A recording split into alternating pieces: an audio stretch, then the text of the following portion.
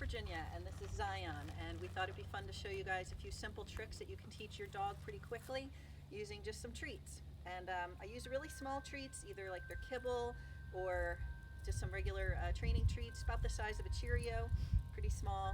That way you can use a lot of them. Your dog doesn't care how big they are, they just care how many they get.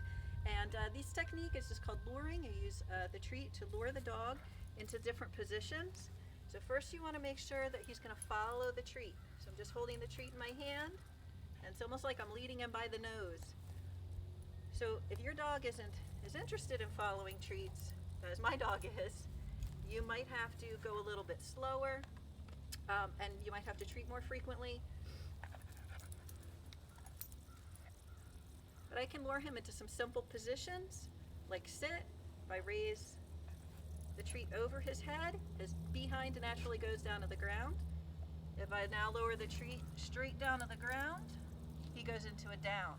So hopefully your dogs know those two already, maybe from a verbal command or from a hand command if you have a hand signal for sit or down.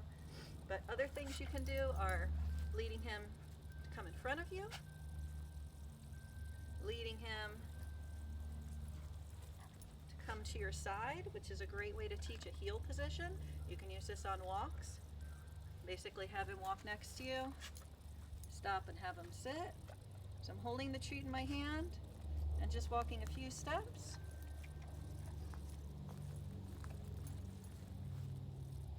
I can change direction, I can stop, I can speed up, I can slow down, and feed him treats every so often to keep him interested. If I don't give him treats often enough, he's going to lose interest. We could also switch hands.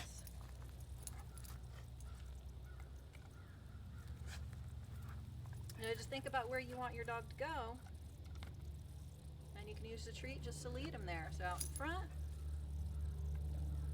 And as they get used to this, you can also add a verbal command to it, or your lure position can turn into a hand signal. So without the treat in my hand, if I just bring my hand in front,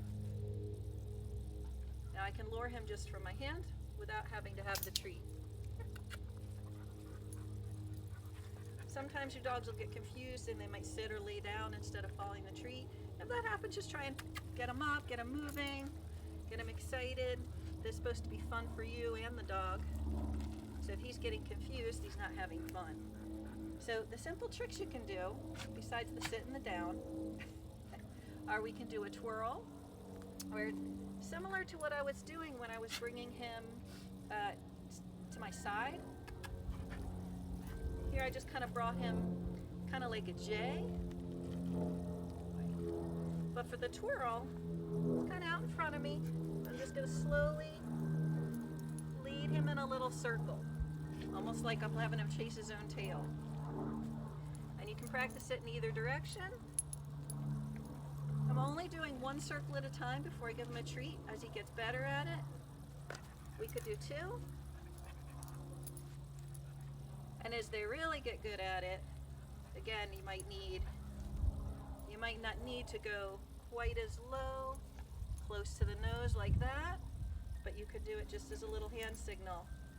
And as your dog really gets to know it, maybe even just a little finger twirl like that. He's not quite there yet. But so this is called a twirl or a spin.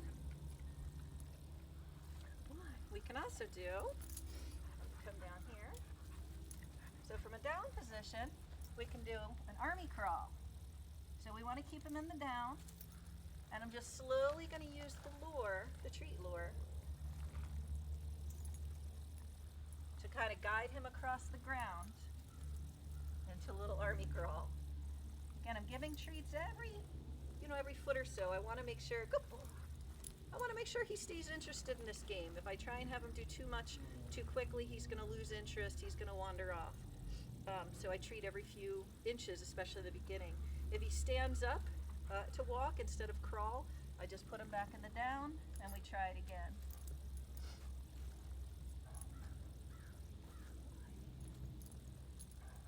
So there he stood up, so we just put him back in the down and try it again. Good boy.